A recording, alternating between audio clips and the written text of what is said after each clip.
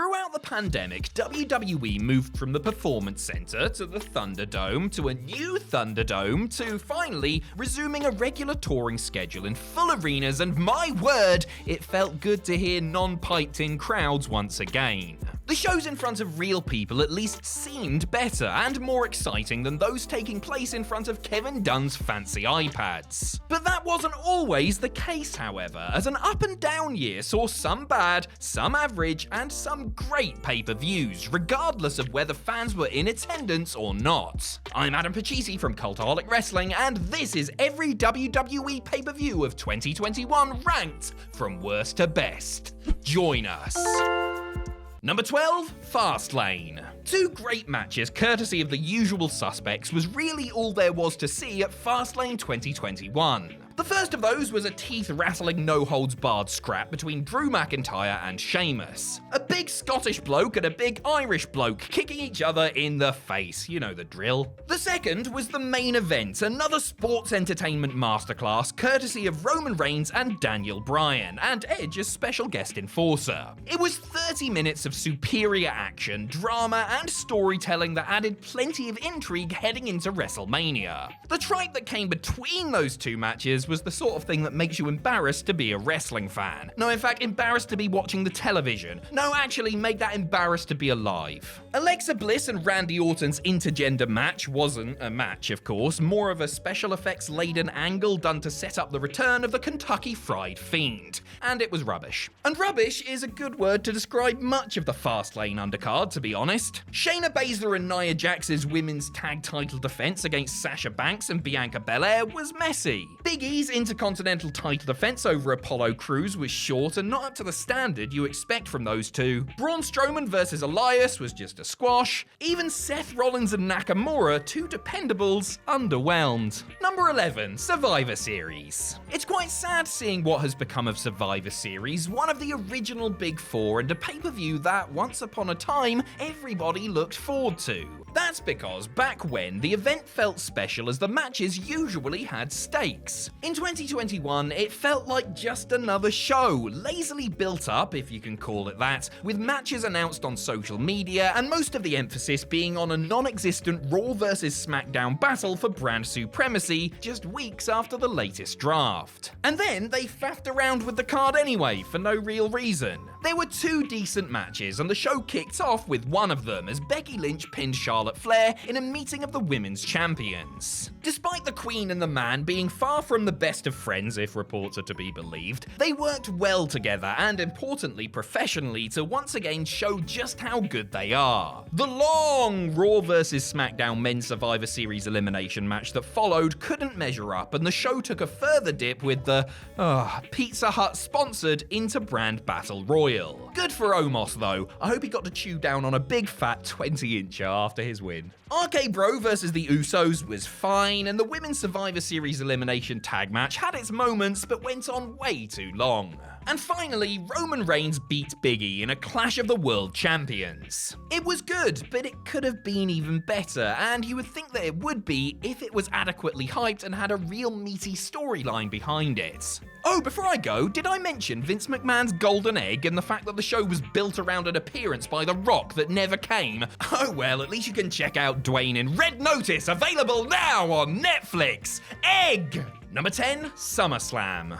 SummerSlam was another big show, 52,000 in Las Vegas big, that had its moments and some really good matches, but on the whole, failed to properly satisfy. The best match on the show was a toss-up between the Edge-Seth Rollins grudge match and the Roman Reigns-John Cena blockbuster. The Rated R Superstar and the Drip God had a cracking 20-minute match that immediately got off on the right foot thanks to Edge's Brood-inspired entrance. I love me some Gangrel. And the head of the table ably demonstrated why he is the man to fill the gap left by Cena, beating Big Match John and retaining the Universal title in an apt headliner for the biggest party of the summer. And party crasher Brock Lesnar's re-emergence from pandemic-induced hibernation was a hell of a hook to end the event on too. There were other enjoyable matches from the Usos and the Mysterios for the SmackDown tag titles, Nikki, Charlotte and Rhea for the Raw Women's title, Damian Priest and Sheamus for the US title, and RK Bro and AJ Styles and Omos for the Raw tag titles. Lashley vs. Goldberg, Eva Marie vs. Alexa Bliss, and Jinder vs. Drew, the two men from the three-man band Explode, were all weak and only served to pad out the runtime.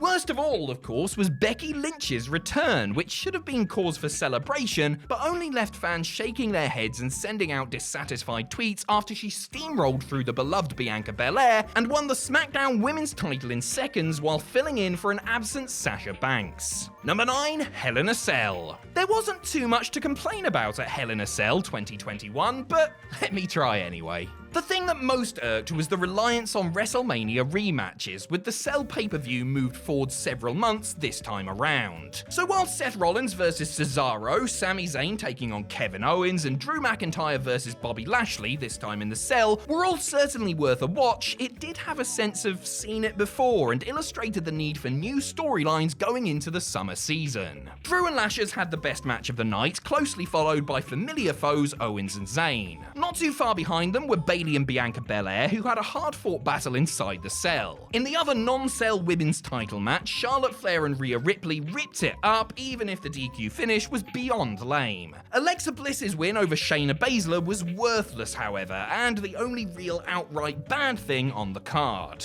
Number 8, Extreme Rules. Extreme Rules? More like normal rules? Am I right, folks? For a show that's usually built on the promise of most, if not all of its matches coming with some sort of extreme stipulation, the gimmicks were conspicuous by their absence at Extreme Rules 2021. Only the main event, Roman Reigns and Finn Balor's excellent Universal title match, had one. It was, aptly, an Extreme Rules match. And is there anything more extreme than a turnbuckle mysteriously breaking for no apparent reason? I think not. EC Dub! EC Dub! EC Dub! As for the rest of the show, again, there was nothing outright terrible on it, but there was very little that was memorable or felt like it really needed to happen. The opening six-man between The New Day and Styles, Omos and Lashley was enjoyable, as was the Usos' SmackDown tag title defense against the Street Profits. Charlotte Flair's Raw Women's title bout with Alexa Bliss was below par for Rick's kid, but at least she killed that stupid friggin' doll after. So, Bliss loses clean and then has her gimmick destroyed after. Happy homecoming, Alexa! The US title triple threat between Damian Priest, Sheamus and Jeff Hardy was a pleasant, fast-moving surprise. And Becky and Bianca's match was going fine until the cheap DQ finish. DQ finishes are so extreme. Number 7, Elimination Chamber. On a show like Elimination Chamber, where the namesake matches are the big attraction, you're pretty much happy if they and they alone deliver. Typically, they do, and in 2021, both chamber matches were good and took up a significant portion of the show's runtime. In the first, Daniel Bryan outlasted Cesaro, Kevin Owens, Sami Zayn, Jey Uso and King Corbin to become number 1 contender to Roman Reigns' Universal title. The exchanges between Bryan and Cesaro in particular were superb. D-Bry's reward for going the distance was getting immediately choked out by the Tribal Chief in about 90 seconds. Don't Call Me Matt Riddle then won the US title in a triple threat with Bobby Lashley and John Morrison subbing in for Keith Lee. Jax and Baszler then retained their women's tag titles over Belair and Banks. And that was literally it for the mid-card, as it was time for the second chamber outing, this time for Raw's WWE title. Drew McIntyre retained over Jeff Hardy, AJ Styles, Kofi Kingston, Sheamus and Randy Orton. The action was sound and they made good use of the chamber surroundings, and the big babyface won in the end, sending everybody home, or logging off from the Thunderdome, happy.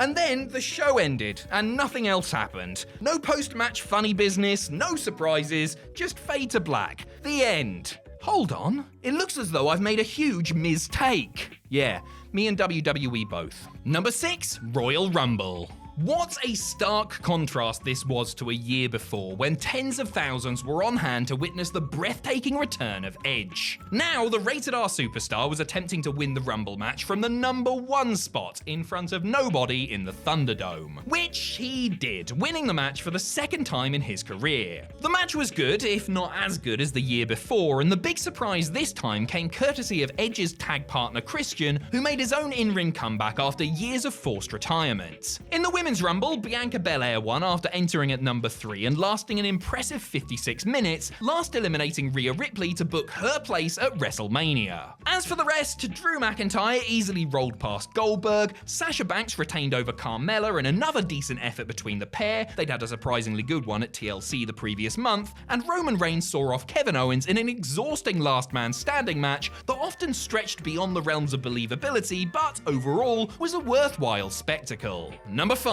WrestleMania 37, Night 2. WrestleMania 37 signaled WWE's return in front of live crowds a year after the global pandemic began. It was still over 2 nights, which thankfully looks to be the norm going forward, but this time it was taking place in front of thousands inside Raymond James Stadium, rather than in front of nobody inside the Performance Center. The second night of the Showcase of the Immortals got off to a very bad start, with The Fiend and Randy Orton's showdown of silliness. The good news? This was the merciful blow-off to their groan-inducing feud. The bad news? This was the end of the line for the talented Bray Wyatt, who was released by WWE months later, having not wrestled another match since his decisive loss here. Jackson Baszler's match with Tamina and Natalya didn't make things much better, but match 3 between Kevin Owens and Sami Zayn certainly did. I still don't understand why I'm supposed to care about Logan Paul being there, and that's coming from somebody who earns their living on YouTube, so God knows how everyone else felt. Sheamus bro-kicked Riddle's face off to win the US title in a good match, and I mean he really kicked him as the slow-motion replays showed. At least he didn't slap the leg, can you imagine? The IC title Nigerian drum fight between Apollo Crews and Big E was fine for what it was, but nobody even used a drum, and I felt really silly having ordered a drum from Nigeria specifically to play whilst watching the match. Rhea Ripley's challenge of Raw Women's Champion Asuka started out a little tetchy, but they found their groove more and more as it went on, and ended up having a cracking match. It was nice to see Rhea win the big one too. And in the main event, the head of the table continued to gobble up the competition as he pinned Edge and Daniel Bryan at the same freaking time in a match that just about blew everything else on both nights of WrestleMania 37 away. Number 4, WrestleMania BACKLASH.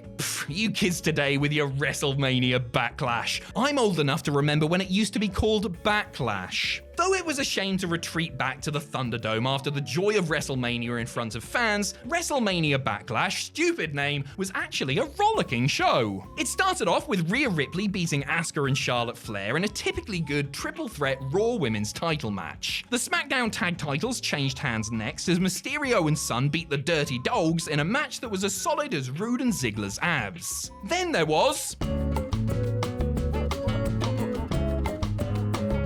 I mean, seriously, can you believe they did that? Let's be sure to never talk about that again. Things got back on track as Bianca Belair beat Bayley in a lovely use of alliteration. I mean, a top-notch SmackDown Women's title match. Bobby Lashley then retained his WWE title against Drew McIntyre and Braun Strowman in a really good triple threat match. This was Strowman's last WWE match, as he was released just weeks later. That'll teach you for becoming pretty popular and getting good at your job, Braun. And Roman Reigns beat Cesaro in a scorcher via referee stoppage. Overall, a very good show. Just remember to never ever talk about the... Number 3, WrestleMania 37, Night 1. WWE waited a whole year to get back in front of people and were greeted by rain. Loads and loads of rain. What, did you really think God wasn't going to try and get one back for Backlash 2006, Vince? After Mother Nature cleared off, Hulk Hogan and new best friend Titus O'Neil got things underway, which definitely wasn't awkward at all. The show's opener was a great powerhouse match between Drew McIntyre and Bobby Lashley. They really went for it out there and got the show off, finally, to a good start, but Drew's clean loss was puzzling and not exactly the mood lifter that was perhaps wanted. The women's tag title #1 contenders tag team turmoil match that followed it was a dud. I'm happy they all got on the show and had a moment, but I'm sorry, it just wasn't good at all. Much better was Seth Rollins and Cesaro deciding to go all Ring of Honor 2008 on the grandest stage. Good for the Swiss Superman to get another Mania moment so many years after the false promise of winning the first Andre the Giant Memorial Battle Royal. AJ Styles and Omos beat the New Day to win the Raw tag titles in a weird but entertaining match. Braun Strowman beats Shane McMahon in a fair cage match. Wrestle the boss's son at WrestleMania, get released 2 months later. Makes sense? Then rap superstar Bad Bunny provided one of the show's true surprises, as he looked great teaming with Damian Priest against The Miz and Morrison, two pros who deserved credit for making Mr. Bunny look so good. Some rolled their eyes when the rapper got involved back at the Royal Rumble, but his is one of the better celebrity matches you're likely to see anywhere. And in the historic main event, Bianca Belair beats Sasha Banks for the SmackDown Women's title. A star-making performance from Belair and great work by Banks ensured that night one of WrestleMania ended on a real high note. Number 2, Money in the Bank. A real show of two halves. The first was so-so and didn't give fans,